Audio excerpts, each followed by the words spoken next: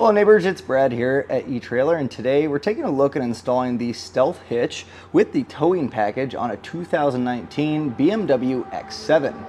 Now you may be saying to yourself, I don't see the hitch, and that's because it lives up to the name Stealth by having a separate receiver that you drop in place only when you need it. So that way when you don't need your hitch for your accessories, or if you're putting your ball mount to tow, it can look completely stock, and that's kind of the glory of it. You retain that OEM look but still get the usability of a hitch. Now when you are ready to put on some accessories like a bike rack or cargo carrier, you're going to use this receiver here. Now this isn't to be used with a ball mount, and that's where you have the ball mount separate attachment for. Now you just simply twist the handle and then push this up. It's going to lock in place, and then you can actually lock it with your key here by pushing in that tumbler, and that way this stays in place. No one's going to walk away with it.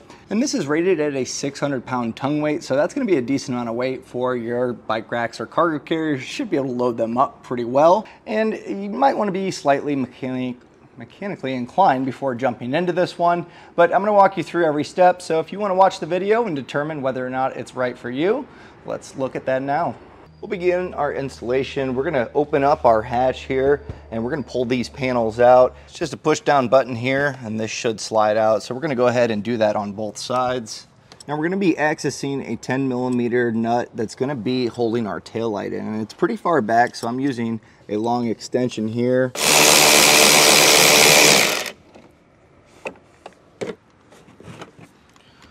Going to look like this. It's got a washer attached to it. Now during the whole installation, I highly recommend having a place to keep all your hardware. It's going to make reinstallation a lot easier. So now that we have this one off, we'll go ahead and do the same on the passenger side. Now we're going to want to remove the cover that goes in between the hatch and the taillight, and it's just two clips that kind of hold it in place. So if you just kind of use your fingers to pry there, you should be able to get those to pop out, and you can see where those clips are. We'll go ahead and set these aside. That's going to gain us access to these T30 Torx bits holding the taillight in, so we're going to go ahead and get those taken out and removed. Now it is going to be pretty tight here, so I'm just using a small ratchet with a T30 Torx bit. So we'll go ahead and get these removed. Now your taillight should come out pretty easy with that hardware removed. There is a tab here where we took that 10mm nut off, so just slide that out. And then we're just going to go ahead and unplug our taillight here. So we have this locking clip. We'll just pull that out, and then we should be able to just push this tab in, get that separated, and then we can set our taillight aside. So go ahead and do this on the other side as well. So now we're going to be peeling back this fender well liner here, and so this plastic piece, don't pull it back too much because it'll leave a crease. You're going to want to be kind of gentle here. There's going to be a series of clips, and we're going to pull it back to about here, and that way we can gain access to the 8mm screws that are holding on the fascia. Now I'm using a trim panel tool. If you don't have one of these, you could probably find an old credit card or a library card or whatever, something you're not using, and that's going to work well, because the way that these clips work, it helps to kind of get in between them and start at the bottom here. We should be able to get this one to kind of pop, and that's going to give us enough access here to find the next clip. And what I do is kind of just wedge this in between again, so be careful because you are kind of rubbing against your paint, but pulling on those clips is you don't want to break them. So putting that pressure there pushes this tab down and allows it to slide out. So just kind of work your way up, and then when you get to the next clip, you kind of just push this in and kind of put a downward pressure as you pull out, and that should separate it. There we go. So now you can see we have our 8mm screws, so we'll go ahead, get those removed. And then we're going to repeat on the other side as well. I've gone ahead and put some painter's tape here. I'm also going to run it along this body line, and the main thing is when we pull this fascia off, that rubbing of clear coat against clear coat can kind of scratch it, and so can these clips. So this is just going to give us a layer of protection. That way it's not going to be scratching when we take it off, but also when we put it back on. Next, we're going to be removing our rear reflectors, as there's a bolt there that holds the fascia on. Now these are notoriously tricky and can break pretty easily, so I'm going to show you. I got the other one out, and you'll have your clip here that snaps in. That's going to be right there, and then as we kind of make our way over, this kind of locks into place. So when you pry this back, you're going to want to open it up this way. Don't pry on this end because that will crack it. So the trick here, just kind of be very gentle and get a nice easy edge. Don't put it right at the corner, you don't want to chip it. So just kind of take your time here. And once you get that first one, it's not too bad from there. But try to get behind the reflector, because if you put it on the edge here, those tend to chip off pretty easy. So once you have that gap, you kind of just work your way down. And you'll see some gaps under there. Just kind of pry away there. And there you go, that should pop out like that. So again, just take your time here.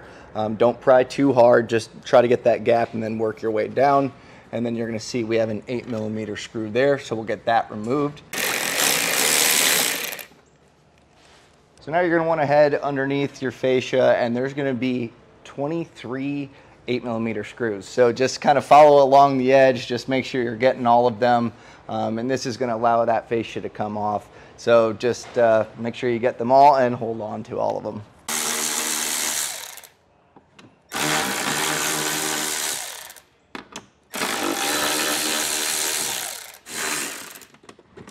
Now you'll see once you kind of get quite a few of them taken off from each side, it is going to kind of come off in sections, so just make sure you set these aside and have them ready for later installation. Now there's going to be a total of 3 panels, so we have one on each side that looks like this, and then also our center panel. So we're also going to need to remove our 8mm here that were by the taillights. There's going to be one on each side, so go ahead and get that removed.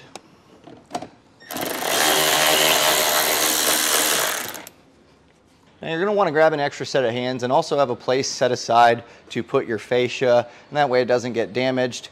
Now we're going to be starting at the corners here, pulling these back along the clips. There's also going to be 4 clips along the center portion, so you're going to want this tailgate kind of just at a 45-degree angle. That way we can access those. Now there's also going to be an electrical connector, so don't just pull the fascia out. You don't want to damage those wires.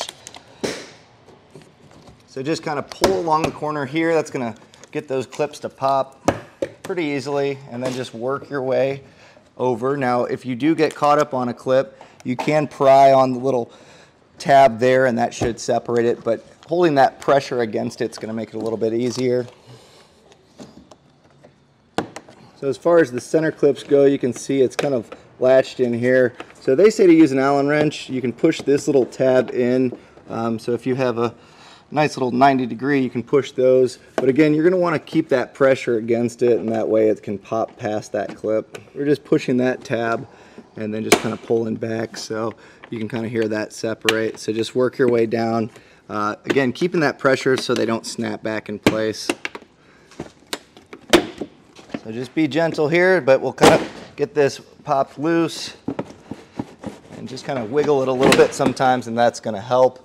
Now you can see we do have our electrical connector on the passenger side, so we'll go ahead and get that separated. It's just going to be a tab that will press. Now sometimes they can get tricky as they get dust built up in them, so just take your time, get that separated, and then you're able to set your fascia aside. We're going to need to remove the 2 side panels here, and that's going to give us access to our bolts on the bumper beam. Now there's 2 plastic push pins here. They say to use a pick. Just be careful. Obviously you don't want to scratch your tailgate, but I'm going to use a trim panel tool. You can see a slot. You're just going to pry up on the center part of that push button, and then you should be able to remove it. The one that's in here, again, be careful. It's kind of tucked back there, so if you slip you might scratch your tailgate. So just take your time. We'll get that removed. And then there's also a 10mm, so you'll lower your tailgate all the way down, and with an extension you should be able to get to that.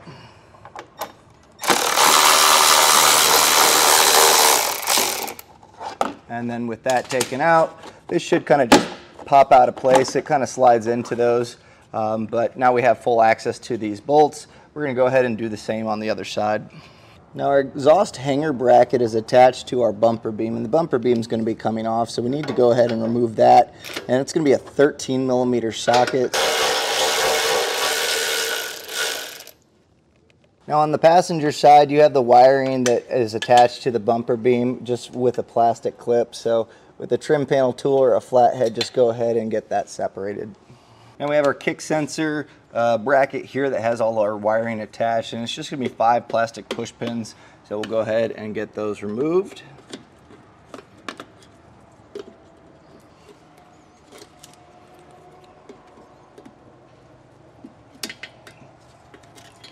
And then we can kind of just set this aside. Just make sure it's not pulling the wires here. So just rest it somewhere where it's not going to have stress on it. So now we're going to need to remove the 8 nuts that are holding on our bumper reinforcement bar. Now this is not going back on the vehicle. We are going to retain the hardware. There's also going to be a spacer behind this that we need to keep in place.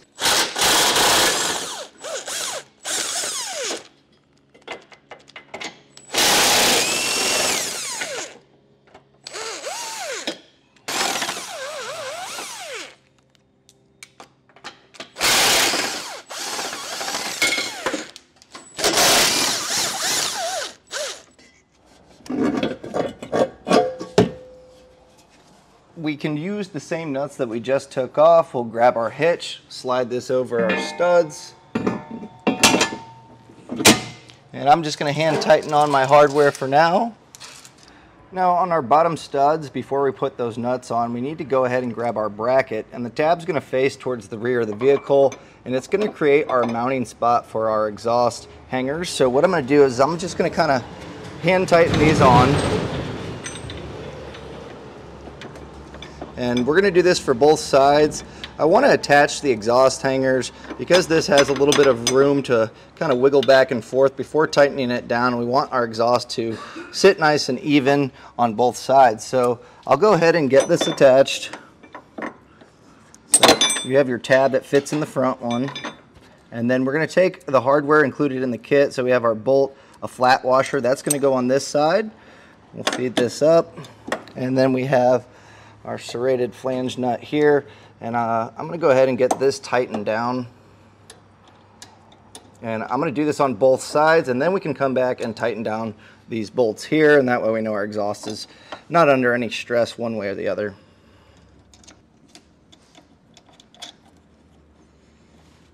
So using a 13mm, I'll just push down on that serrated nut to kind of hold that in place. We'll tighten that up, and I'm going to go ahead and do the other side. Now we can go back, tighten down all of our nuts, and then we're going to come back with a torque wrench and make sure that they're torqued down properly. Now I'm using the torque setting found in the instruction manual, and if you need a torque wrench, we have these available here at eTrailer. And this is just going to make sure that we don't have too much stress on our threads, but also it's not going to become loose over time. So just go through, torque these down all properly. Can put our side panels back on, so make sure you get that 10mm nut and those 2 plastic push pins in place, and these kind of just slide into the plastic. So again, just kind of get everything lined up.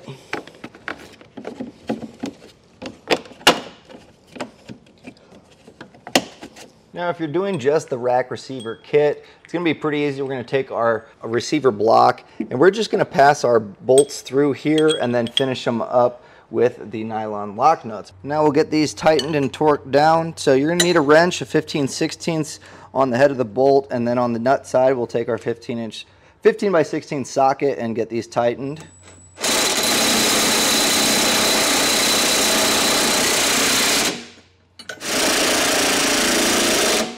And just like our other hardware, we're going to torque this down to the manufacturer's recommendation in the instruction manual.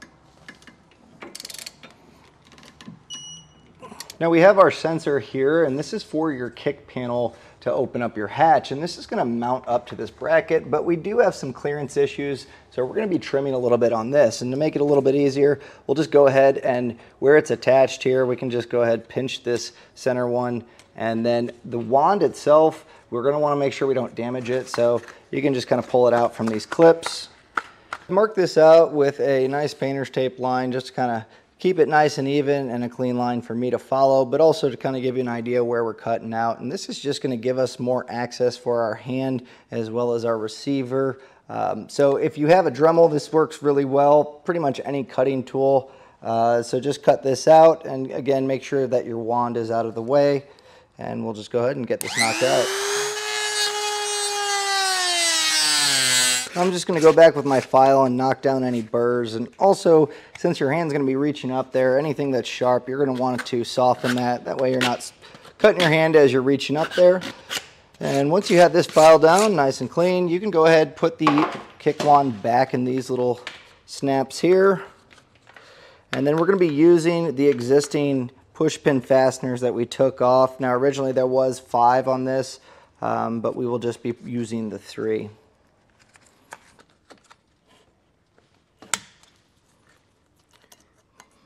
And then once you have these in place, you're also going to want to make sure to plug it back in.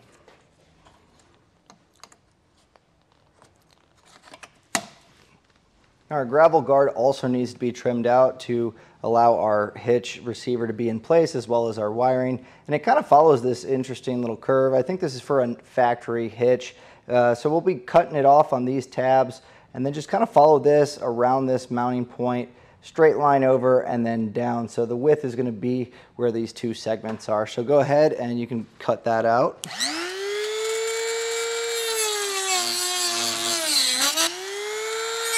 Now this one does have this heat shield attached to it, so definitely make sure you're getting any sharp edge. That way you're not cutting your hand as you're reaching up there. But go ahead, get all those burrs knocked out. And then really all that's left to do is get our fascia put back in the reverse order. Now something you're going to want to make sure you do is you have your PDC sensor. That's the one that we unplugged from the fascia. So get the fascia close enough to plug that in, and then you'll go ahead and get it all put back together. And that was a look and installation of the Stealth Hitch Trailer Hitch Receiver on a 2019 BMW X7.